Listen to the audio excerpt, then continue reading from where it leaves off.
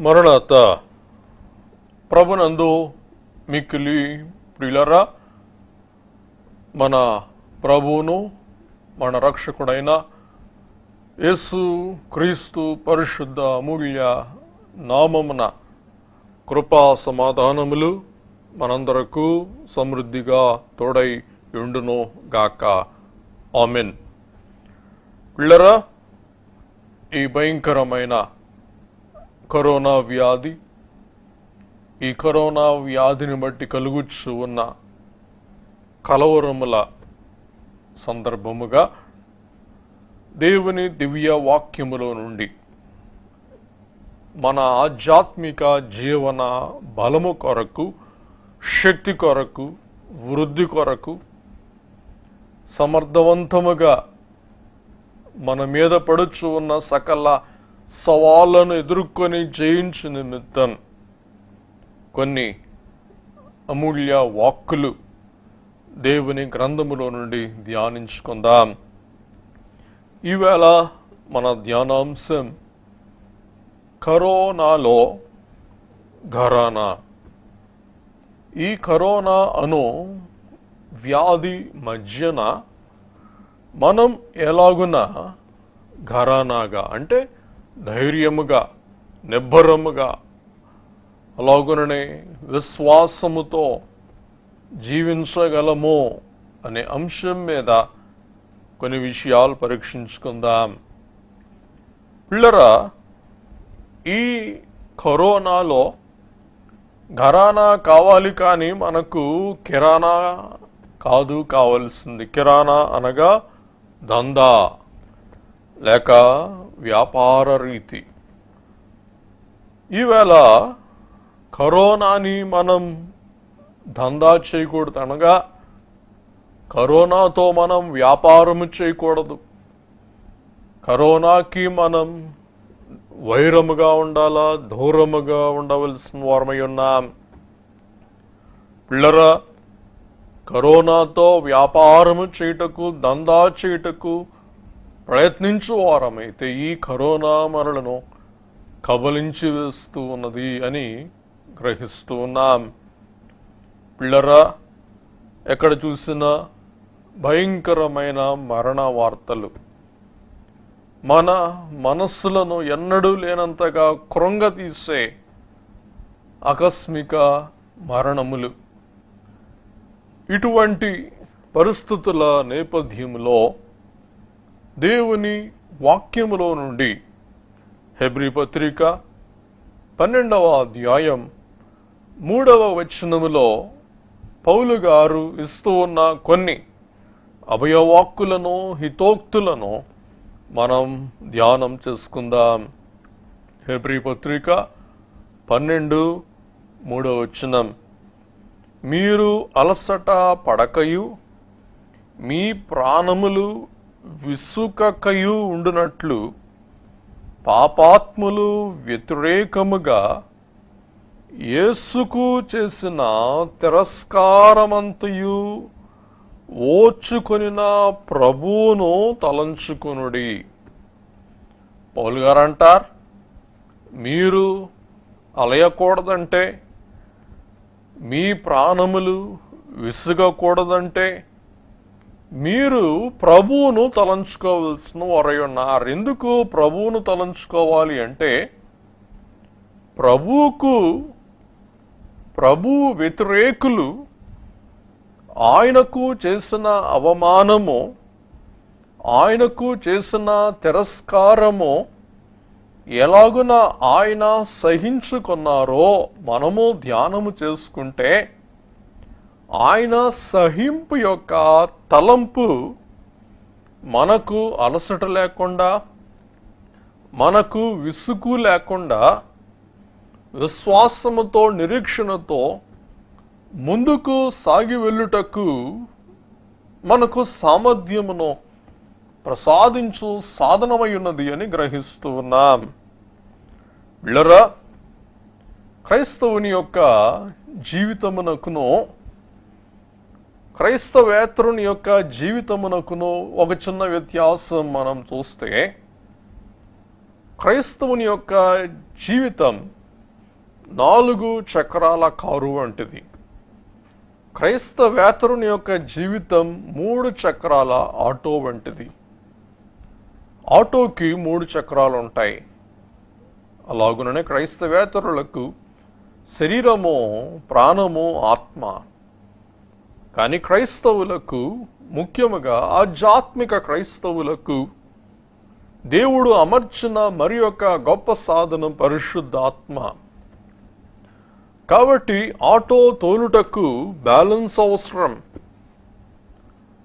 కానీ car తోలుటకు balance అక్కర్లేదు. ఎందుకనగా చక్కగా 4 చక్రాల మీద కార్ స్థిరముగా నిలవబడుతుంది. కాబట్టి ఆ స్టీరింగ్తో చక్కగా మనం కారులో ఎంత వేగముగానైనా ప్రయాణము చేయగలమో, అలాగున మన క్రైస్తవ విశ్వాస జీవితములో మన ప్రార్థనకు, మన వాక్య పఠనకు పరిశుద్ధాత్మ తండ్రి యొక్క నడిపింపు, సహాయము, సహవాసము, తోడ్పాటు ఉన్నప్పుడు ఎన్ని శోధనలు వచ్చినా, ఎన్ని కలతలు వచ్చినా, ఎన్ని శ్రమలు వచ్చినా, ఎంత తిరస్కారం వచ్చినా, వ్యాధి ఎంతగా ప్రబలినా మనం అలయకుండా, సొలయకుండా, బిడియపడకుండా ముందుకు దూసుకుంటూ సాగి వెళ్ళగలుగు వారమై ఉన్నాం.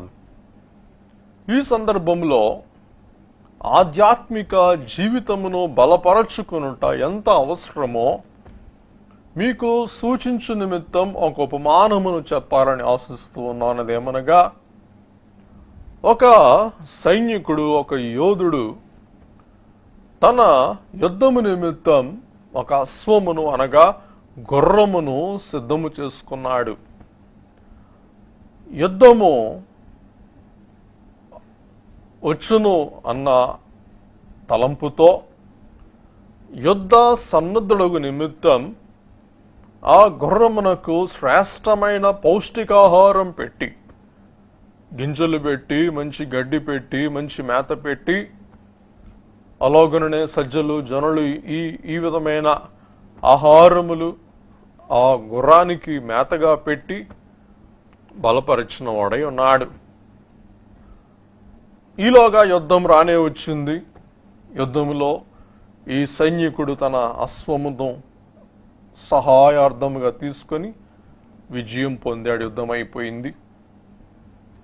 యుద్ధం అయిపోయిన మరుక్షణమే లేక మరుసటి దినమే ఈ గుర్రాన్ని దుర్వినియోగం చేయటం మొదలు పెట్టాడు ఈ సైనికుడు. ఈ గుర్రముతో పొలం దున్నటం, ఈ గుర్రముతో లెక్క లేకుండా ప్రవర్తించటం, పౌష్టికాహారమునకు బదులుగా ఈ గుర్రమునకు పొట్టు పెట్టి బ్రతికించటం, ఇంకా గుర్రముతో నాకు పని లేదనుకొని అలక్ష్యము కలిగి ఈ సైనికుడు తన గుర్రమును సజావుగా చూడనందున మరొకసారి ఆకస్మికముగా యుద్ధం ఆరంభమైందంటండి. అప్పుడు ఈ సైనికునికి ఈ గుర్రం యుద్ధానికి అవసరం వచ్చింది.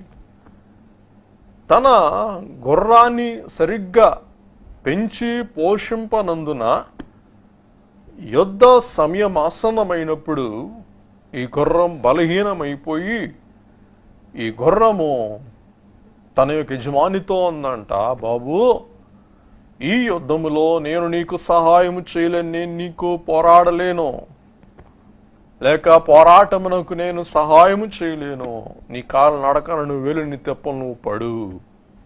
అలాగున్న పిల్లరా, ఈ గుర్రమే మన ఆత్మీయ జీవితమునకు సాదృశ్యం. వాక్యము ద్వారా, ప్రార్థన ద్వారా, దైవ సన్నిధి ద్వారా మన ఆత్మను బలపరుచుకుంటూ పోషించుకుంటూ ఉన్నవారమైతే ఏ యుద్ధం వచ్చినా మనం సన్నద్ధులముగా ఉండి సమర్థవంతముగా యుద్ధమును ఎదుర్కొని జయింపగలుగు వారమై ఉంటాం. లేనట్లయితే మన శరీరం మీద మనం ఆధారపడి మన శరీరముతో మనం పోరాడటం బట్టి ఆత్మ సహాయము లేకుండా శరీరానుసారులముగా మనము జీవించటం బట్టి ఆ శోధనలు, ఆ యుద్ధములు మనం ఎదుర్కొని బహుశా అపజయం పొందుతామేమో. కాబట్టి ఈ సవాలు కాలంలో మరి ప్రత్యేకమైన శ్రద్ధ మన ఆత్మీయ జీవిత విషయంలో మనం కలిగి ఉండవలసిన వారమై ఉన్నామని ఈ చిన్న ఉపమానము ద్వారా మీ అందరికీ ప్రేమతో ప్రభు పేరట మనవి చేస్తూ, దయచేసి ఈ శ్రమకాలం దైవజనులు అన్నట్టు బాధాకాలం, బోధాకాలం, దేవుని బోధ యందు, దేవుని వాక్యం యందు, దైవ ప్రార్థన యందు, కుటుంబ ప్రార్థన యందు బలపడి ఆత్మను బలపరచుకుని, తద్వారా మనసులను దృఢపరచుకొని, శరీరములను మీరు స్థిరపరచుకొని, మీరు కూడా యుద్ధ సన్నద్ధుల వలె ఈ కరోనాను మహమ్మారితో పోరాడి మానసిక కృంగుదలను ఎదురాడి జయించవలనని ప్రభు పేరట మీకు మనవి చేస్తూ ఉన్నాం. పిల్లరా, ఈ 12వ అధ్యాయమునకు పూర్వ అధ్యాయం 11వ అధ్యాయం. ఈ 11వ అధ్యాయం విశ్వాస యోధుల జాబితా గల అధ్యాయం. ఈ విశ్వాస యోధులైన వారు తమ విశ్వాసము ద్వారా ఎలాగున విసుగక ధైర్యముతో, శక్తితో, సామర్థ్యముతో రాజ్యములను జయించారో, ప్రభు కొరకు హతసాక్షులయ్యారో, సక శ్రమలకు ఎదురీగిన వారై ఉన్నారో మనకు తెలియచేస్తూ 12వ అధ్యాయములో మేఘం వలె వారందరూ మనల్ని ఆవరించిన వారై ఉండి వారు మనలను వీక్షిస్తూ ఉండగా వారి యొక్క తీక్షణమైన దృష్టి ఎదుట మనము ఎలాగున విశ్వాస పరుగు పందెములో సాగి వెలుచు ఉన్నామో పరీక్షించుకుని వారమై ఉండి, ఆ పరలోకపు సాక్ష్య సమూహం మనలను ప్రోత్సహిస్తూ, మేము పోరాడాం, శ్రమను సహించాం, మేము శ్రమను ఎదిరించాం, జయించామని వారందరూ సాక్షుల వలె ప్రబోధిస్తూ వారు మనలను ప్రోత్సాహపరుస్తూ ఉండగా, వారి జీవితములను మనం ఆధారము చేసుకొని వారి జీవితములో వారు కలిగి ఉన్న ఆ నిరీక్షణను, ఆ స్థైర్యములను మనం మాదిరిగా పెట్టుకొని మనం ముందుకు సాగి వెళ్ళవలసిన వారమై ఉన్నాం. కాబట్టి పౌలు గారు క్రైస్తవ విశ్వాస జీవితమును ఈ 12వ అధ్యాయములో పరుగు పందెముతో పోలుస్తూ ఉన్నారు. మొదటిగా 12వ అధ్యాయం మొదటి వచనములో పౌలు గారు అంటారు, రేస్ ఫ్రీలీ, స్వేచ్ఛగా పరిగెత్తండి. కాబట్టి 12:2 మనము కూడా ప్రతి భారమును సులువుగా చిక్కుల పెట్టు పాపమును విడిచిపెట్టి విశ్వాసమునకు కర్తయు. కాబట్టి మనం పరుగు పందెములో సులువుగా పరిగెత్తవలసిన వారమై ఉన్నాం. కాబట్టి పరుగు పందెములో పరిగెత్తు వారిని మీరు సూటు బూటు వేసుకొని పరిగెత్తాలంటే వారు పరిగెత్తలేరు. మొదటి మెట్టులోనే తొట్టిల్లి కింద పడతారు. అలాగే ఆట ఆడేవారిని కూడా సూటు బూటు వేసుకొని భారముతో వస్త్రధారణ చేసి వారిని ఆడమంటే ఆ ఆటలో వారు జయం పొందలేడు. వారు స్వేచ్ఛగా ఏ భారము లేకుండా ఆడగలిగినప్పుడు వారు శక్తి కొలది ఆడగలరు, వారు అలసట లేకుండా ఆడగలరు, వారు ఆటలో జయం పొందగలరు. కాబట్టి రేపో మాపో ఐపీఎల్ మ్యాచ్ దుబాయ్లో స్టార్ట్ అవుతుంది అని మనం వింటూ ఉన్నాం. వారికి పీపీఈ కిట్లు ఇచ్చి, ఫేస్ మాస్కులు ఇచ్చి, గ్లాస్ షీల్డ్స్ ఇచ్చి మీరు ఆడండి అంటే ఆ క్రికెటర్లకి ఊపిరాడక ఉక్కిరి బిక్కిరి అయిపోయి బంతి మీద పడే ముందు వీలు మీద కింద పడిపోతారు. కాబట్టి పిల్లరా, వారి కొరకు ఎయిర్ బబుల్ అంటే వారికి ఏ వ్యాధి సోకకుండా ఒక నిష్కలంక వాతావరణం, నిష్కలుషిత వాతావరణం వారి కొరకు కలిగించి ఏర్పాటు చేసి వారిని ఆ క్రీడలో ఆడిస్తూ ఉన్నారు. అలాగున మనము కూడా ప్రతి విధమైన చిక్కును భారమును విడిచిపెట్టి చక్కగా తిన్నగా విశ్వాస పరుగులో ముందుకు సాగి వెళ్ళవలసిన ఉన్నాం. రేస్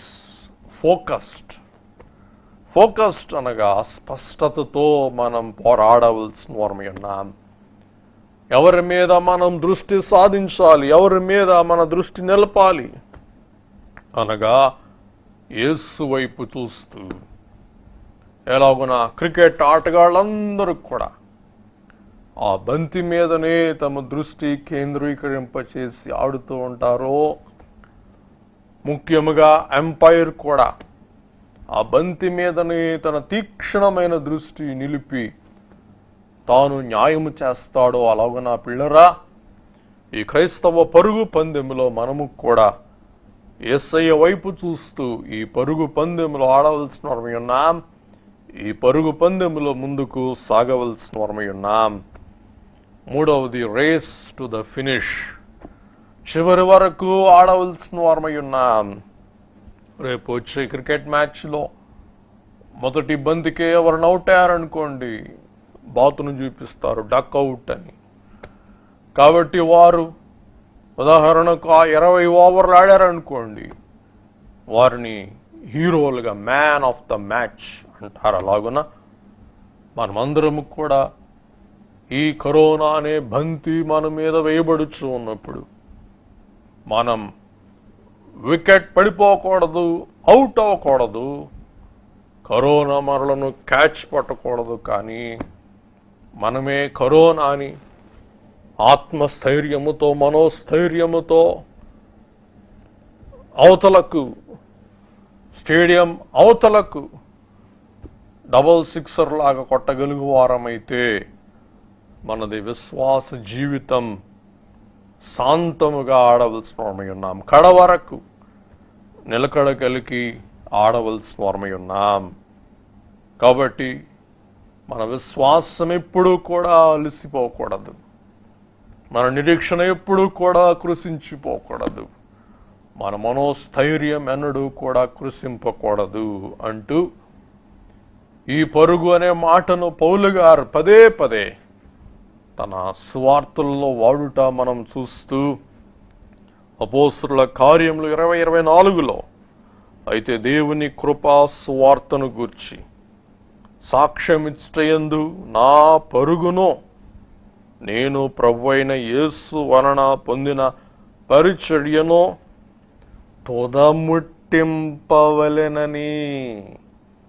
తోదముట్టింపవలెనని అంటే కడవరకు నిలవబెట్టుకొని కాపాడుకోవలనని నా ప్రాణమును నాకెంత మాత్రమునో ప్రియమైనదిగా ఎంచుకున్నట్లేదు. I will fight to the finish. ఆ ఫినిష్ లైన్ వరకు నేను పరిగెడతాను. నా విశ్వాసమును కూడగట్టుకుంటాను, నా బలమును కూడా కట్టుకుంటాను, నా శక్తి అంతటిని నేను పోగు చేసుకుంటాను.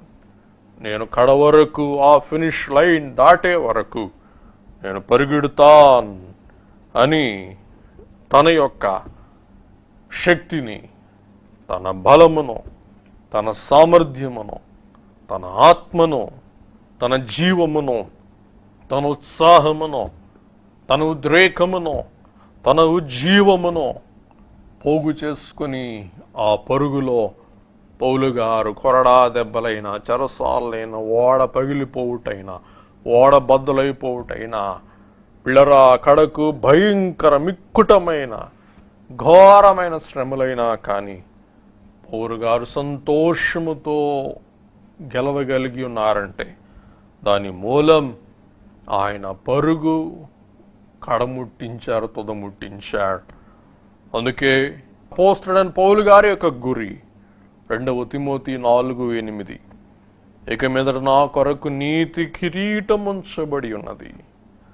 ఆ దినమందు నీతిగల న్యాయాధిపతి అయిన ప్రభువు అది నాకు మాత్రమే కాకుండా తన ప్రత్యక్షతను అపేక్షించు వారికి అందరికీ అనుగ్రహించును.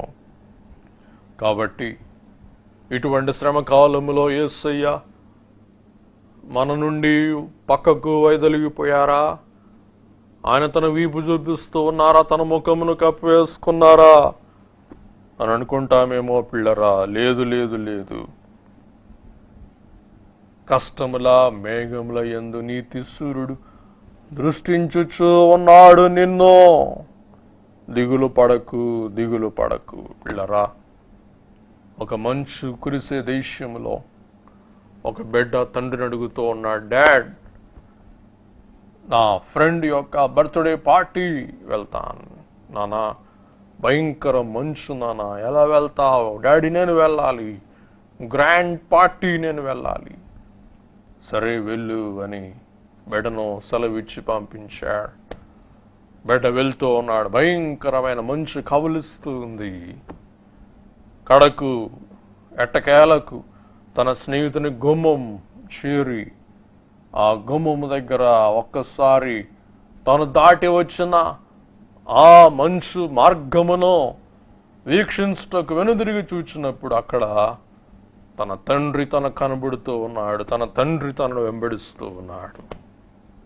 కాబట్టి మంచులో పయనించుటకు తండ్రి సెలవిచ్చాడు. కానీ తండ్రి తన కుమారుని విడనాడలేడు, విడిచిపెట్టలేదు కూడా. వెంబడించి తన స్నేహితుని గుమ్మం దగ్గర తాను చేరిన తర్వాత తాను తన కుమారుడు భద్రంగా గమ్యం చేరాడని తండ్రి తన ఇంటికి వెళ్ళటం మనం చూస్తూ ఉన్నాం. కాబట్టి పౌలు గారు అంటారు, మీరు అలసట పడకండి, మీ ప్రాణములు విసుగనివ్వకండి. ఎందుకంటే నీతి సూర్యుడైన ప్రభు దృష్టిస్తూ ఉన్నారు. దిగులు పడకు, దిగులు పడకు. మామూలు సమయమును కంటే ఈ ప్రత్యేక సమయాల యందు ప్రభు యొక్క దృష్టి, ఆయన తీక్షణమైన దృష్టి, ఆయన శ్రద్ధగల దృష్టి, ఆయన సర్వవ్యాపకత్వ శక్తితో కూడిన, శ్రద్ధతో కూడిన ఆ కరుణగల దృష్టి మరణం చూస్తూ ఉన్నది. అంత మాత్రమే కాదు, పరలోక సైన్య సమూహం మరణం చూస్తూ ఉన్నారు. కాబట్టి పిల్లరా, మనం ఈ కష్టకాలంలో చేయవలసిన ఇష్టమైన కార్యం యేసును చూచుట, యేసు సహింపును, యేసయ్య సహింపును మనం ధ్యానము చేయుట, యేసయ్య యొక్క తిరస్కారమును మనం స్మరించుట.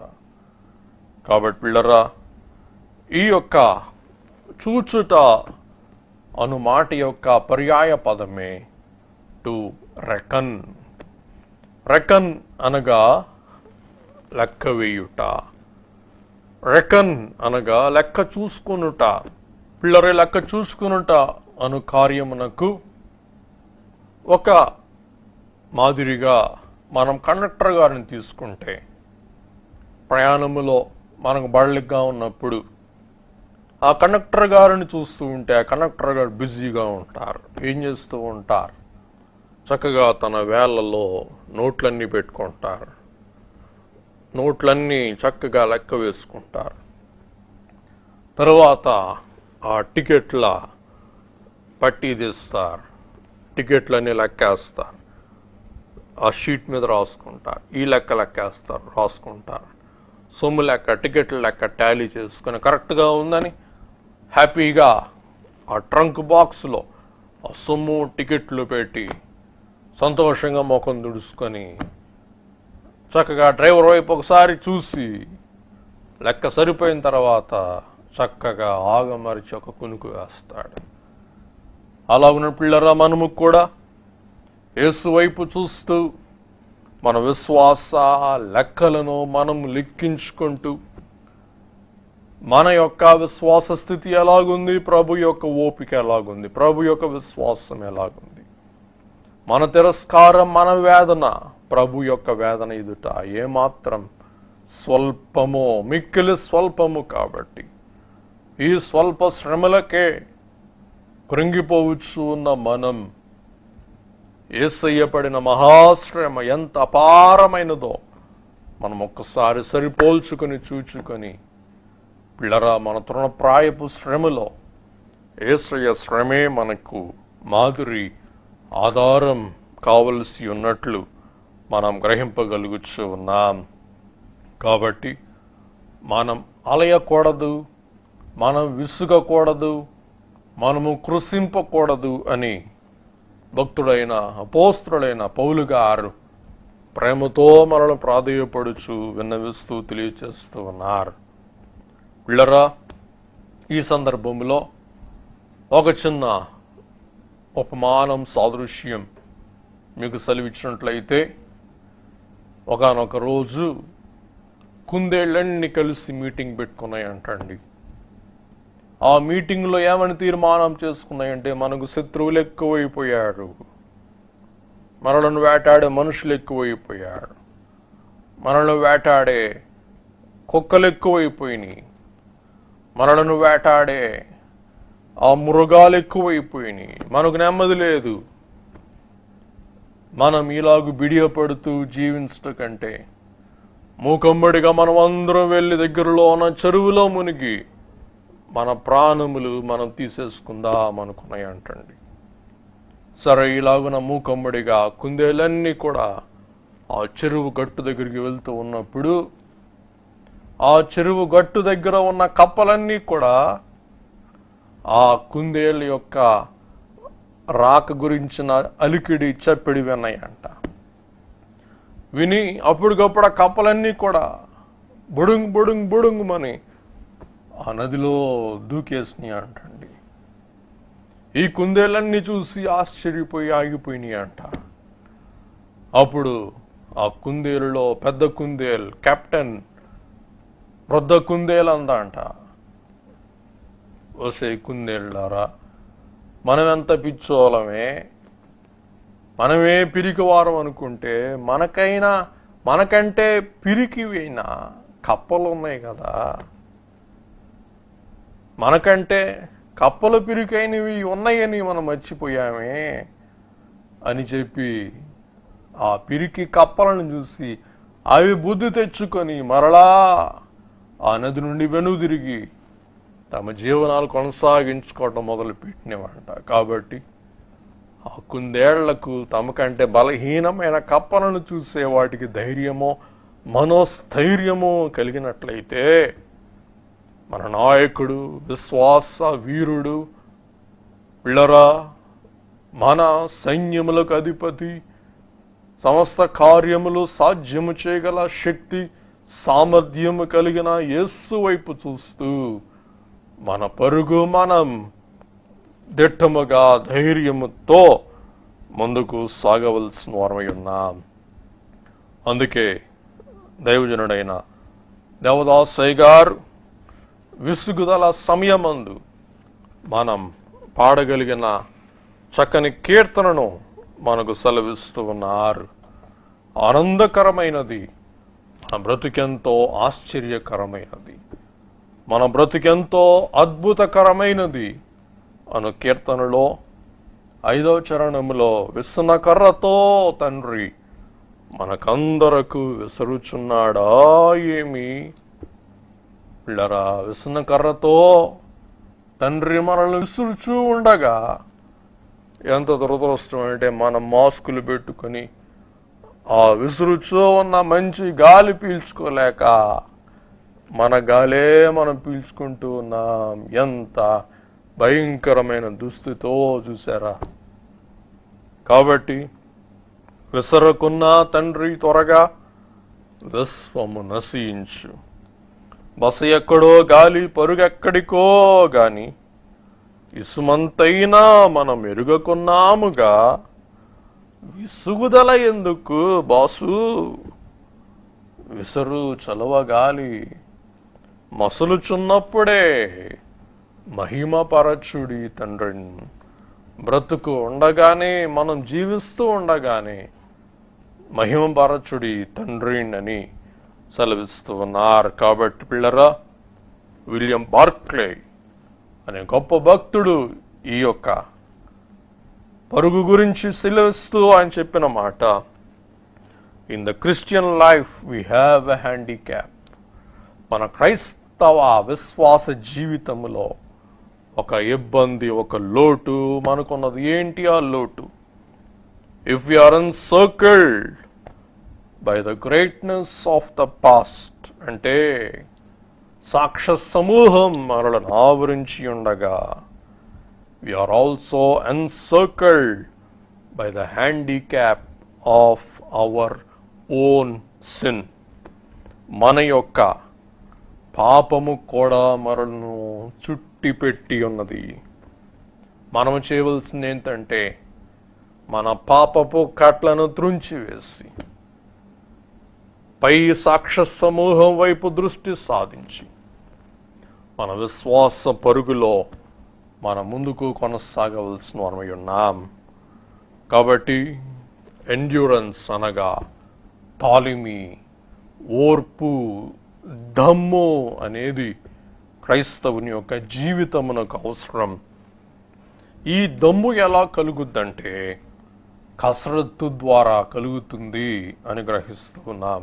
ఈ దమ్ము మనం ఎలా సంపాదించగలమంటే కసరత్తు ద్వారా. కసరత్తు అనగా శ్రమ ద్వారా, అభ్యాసము ద్వారా. కాబట్టి మొదటి సహింపు యొక్క అభ్యాసమునకు అవసరమైనది కసరత్తు. రెండవది మన శక్తిని పోగు చేసుకునడం ద్వారా, కూడగట్టుకునడం ద్వారా. మూడవది గనక మనం చూసినట్లయితే మనం కడవరకు పరుగెడుటకు శక్తిని, బలమును సంపాదించడం ద్వారా. అందుకే హెబ్రీ పత్రిక 10వ అధ్యాయం 36వ వచనములో పౌలు గారు అంటారు, మీరు దేవుని చిత్తం నెరవేర్చిన వారై వాగ్దానం పొందు నిమిత్తం మీకు ఓరిమి అవసరమై ఉన్నది. మీకు ఓరిమి అవసరమై ఉన్నది. అలాగుననే 1 కొరింథీ 9:24 నుండి 27 వరకు మనం చూస్తే, పందెపు రంగమందు పరిగెత్తు వారందరూ పరిగెత్తుదురు గాని ఒక్కడే బహుమానము పొందునని మీకు తెలియదా? అటువలనే మీరును బహుమానం పొందినట్లుగా పరిగెత్తుడి. మరియు పందెమందు పోరాడు ప్రతి వాడన్ని విషయములయందు మితముగా ఉండును. వారు క్షయమగు కిరీటమును పొందుటకును, మనమైతే అక్షయమగు కిరీటమును పొందుటకును మితముగా ఉన్నాము. 26వ వచనం, కాబట్టి నేను గురి చూడని వాని వలె పరిగెత్తువాడను కాను. గాలిని కొట్టినట్టు నేను పోట్లాడలేదు గాని, ఒకవేళ ఇతరులకు ప్రకటించిన తరువాత నేనే భ్రష్టుడనైపోదునేమో అని నా శరీరం నలగొట్టి దానిని లోబరుచుకొనుచున్నాను. కాబట్టి పరుగు పందెమో. అలాగుననే 2వ తిమోతి 4:7, మంచి పోరాటం పోరాడి తిని నా పరుగు కడముట్టించు తిని విశ్వాసమును కాపాడుకొంటిని. పౌలు గారు నా పోరాటం పోరాడాను. అలాగే యాకోబు పత్రిక 5:10-11, నా సహోదరులారా, ప్రభు నామమున బోధించిన ప్రవక్తలను శ్రమానుభవమునకును ఓపికకును మాదిరిగా పెట్టుకొనుడి. సహించిన వారిని ధన్యులమనుకొనుచున్నాము కదా. మీరు యోబు యొక్క సహనమును గూర్చి వింటిరి. ఆయన ఎంతో జాలియు కనికరమును గలవాడని మీరు తెలుసుకొని ఉన్నారు. కాబట్టి హెబ్రీ 2:9, దేవుని కృపను ఆయన ప్రతి మనుషుని కొరకు మరణం అనుభవించినట్లు దూతల కంటే కొంచెము తక్కువ వాడిగా చేయబడిన యేసు మరణం పొందినందున మహిమ ప్రభావములతో కిరీటము ధరించిన వానిగా ఆయనను మనం చూస్తూ ఉన్నాం. కాబట్టి మనం ఏమి లెక్కించాలా? మనం ఏమి ఎంచాలా? యేసు యొక్క తిరస్కారం. మనం ఏమి ఎంచాలా? యేసు యొక్క సహింపు. కాబట్టి ప్రభు అయిన యేసు క్రీస్తు యొక్క తిరస్కారము, ఆయన సహింపు.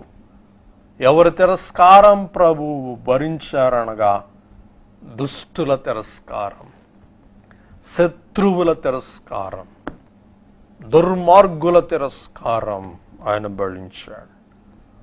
ఆయన ఏం చేశాడనగా జయించలేదు, అనచలేదు, కానీ సహించాడు.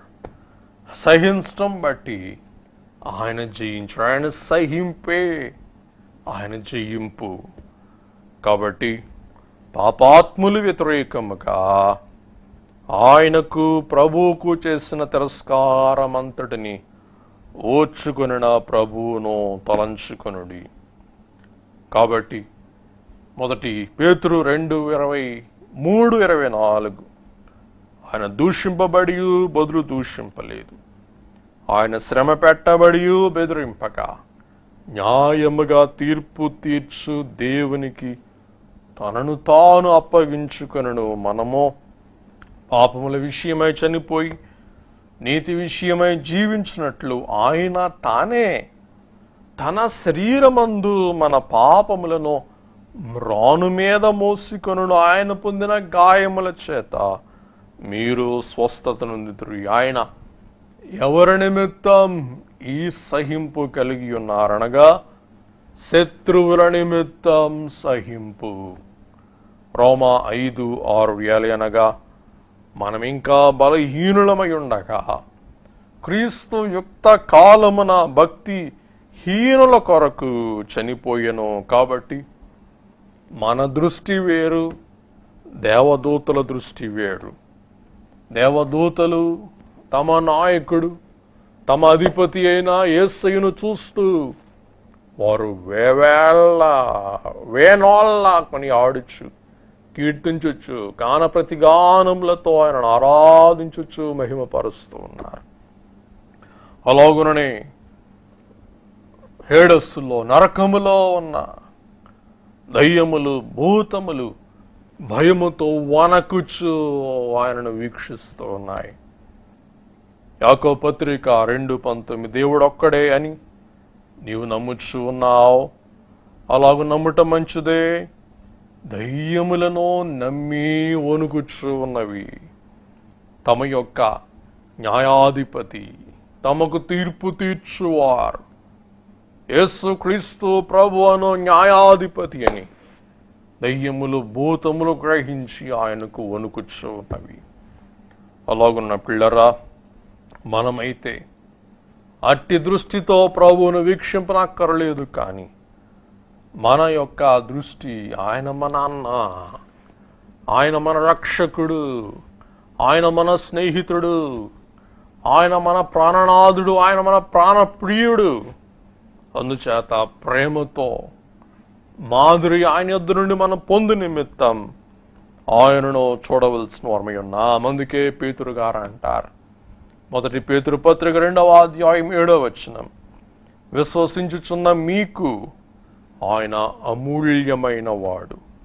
విశ్వసింపని వారకైతే ఇల్లు కట్టువారు ఏ రాతిని నిషేధించిరో అదే మూలకు తలరాయి ఆయను, మరియు అది అడ్డు రాయి అడ్డు బండయు ఆయన. విశ్వసించుచున్న మీకు ఆయన అమూల్యమైన వాడు. ఎంత గొప్ప అంతస్తు!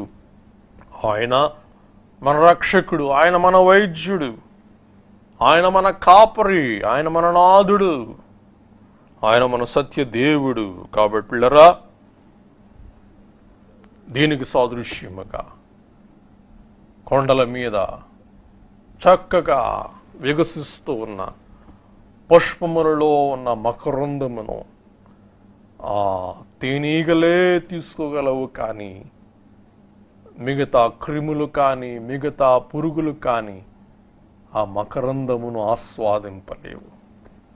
అలాగన యేసు క్రీస్తు ప్రభువులో ఉన్న ప్రేమ, కనికరం, జాలి, దయ, వాత్సల్యం ఆయన నామదారులమైన మనకు మాత్రము తప్ప మరి లోకమునకు గ్రహింపుకు రాదు అని మనం గ్రహింపవలసిన వారమై ఉన్నాం.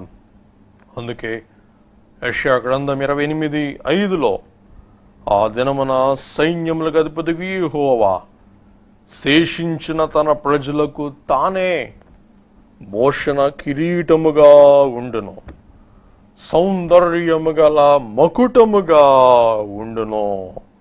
ఎంత గొప్ప అంతస్తు! అందుకే దైవజనుడు అన్నారు, నాకు నా తండ్రి నరరూపముతో త్రైకుని రీతిగా కనపడి నన్ను ధైర్యపరచును, నన్ను బలపరచును, దృఢపరచును. కాబట్టి యేసు నీ తలంపే నాకెంతో హాయి. ఇంకో కీర్తనలు దైవజనుడు రాస్తున్నాడు, నిన్ను తలంచిన నాడు నీటన్ కలియున్ కీడు, నన్ను తలంచుకున్న నాడు నా వెళ్ళన్ పాడు. కాబట్టి పిల్లరా, 1 కొరింథీ పత్రిక 1వ అధ్యాయం 31వ వచనం, అతిశయించువాడు ప్రభువునందే అతిశయింపవలెను అని వ్రాయబడినది నెరవేరునట్లు దేవుని మూలముగా ఆయన మనకు జ్ఞానమును, నీతియు, పరిశుద్ధతయు, విమోచనమును ఆయన. ప్రభు మనకు ఏమై ఉన్నారు? జ్ఞానమై ఉన్నారు, నీతి అయి ఉన్నారు, పరిశుద్ధత అయి ఉన్నారు, విమోచన అయ్యుంటూ ఉన్నారని మనం చూస్తూ ఉన్నాం.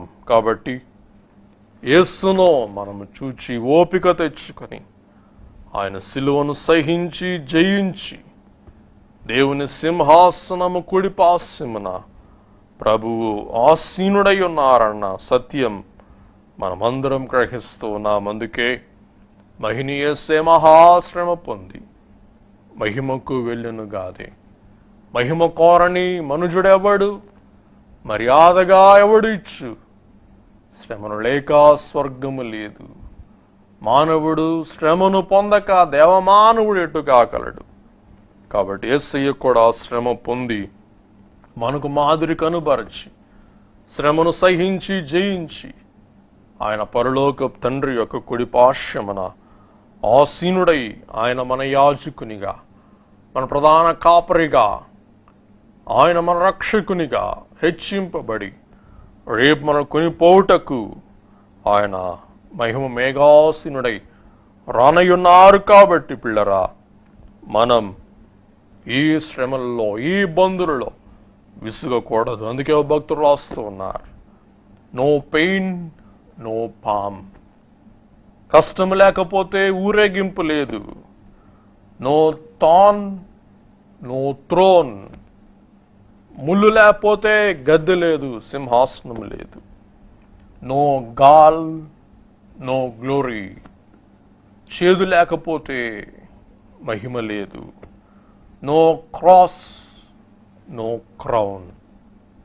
కాబట్టి సిలువ లేకపోతే సింహాసనం లేదు.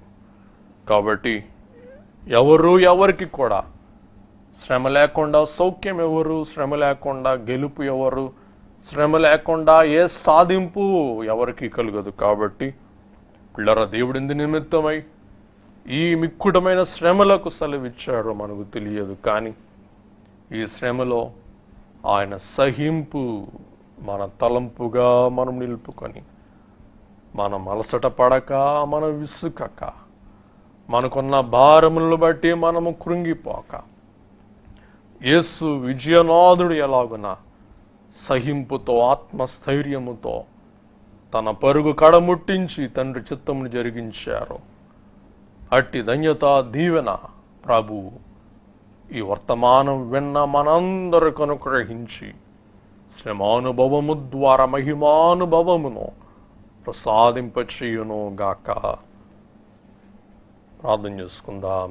మా దయగల ప్రభువా, కృపగల తండ్రి, ఈ శ్రమ కాలంలో, ఈ కలత కాలంలో, ఈ ఇబ్బంది కాలంలో, ఈ సంక్షోభ కాలంలో మీ సహింపు, మీ జయింపు కలిగిన మేము ప్రభువా, మీ వలె శ్రమలు సహించి శ్రమలు జయించి దేవా, ఈ పరుగు పందెములో మధ్యలోనే మేమై తొలగక పట్టుదలతో, దీక్షతో, నిబ్బరముతో దేవా మిమ్మల్ని గురిగా పెట్టుకొని మేము పరుగు పందెములో విజయముతో పరుగిడి దేవా విజయం పొంది కడవరకు తుదవరకు మా విశ్వాసమును కాపాడుకొని దేవా మీరు మాకు అనుగ్రహింపచేయు ఆ జీవ కిరీట మహిమ కిరీటమును మేమందరం పొందుకొనగల ధన్యత దీవెన నీ వాక్యము ద్వారా, మీ సహవాస అనుభవము ద్వారా, మీ ఆత్మ నింపుదల ద్వారా మా అందరకు దయచేయమని మన విశ్వాసమునకు కర్తయు దానిని కొనసాగించు వాడనై ఉన్న యేసు నామమున వేడుకొనుచున్నాం పరమ తండ్రి, ఆమేన్. మన తండ్రి అయిన దేవుని ప్రేమయు, కుమారుడు యేసు క్రీస్తు ప్రభు కృపయు, పరిశుద్ధాత్మ తండ్రి యొక్క సహాయము సహవాసమును మనందరకు సదా తోడయుండును గాక. ఆమెన్. మరణాత.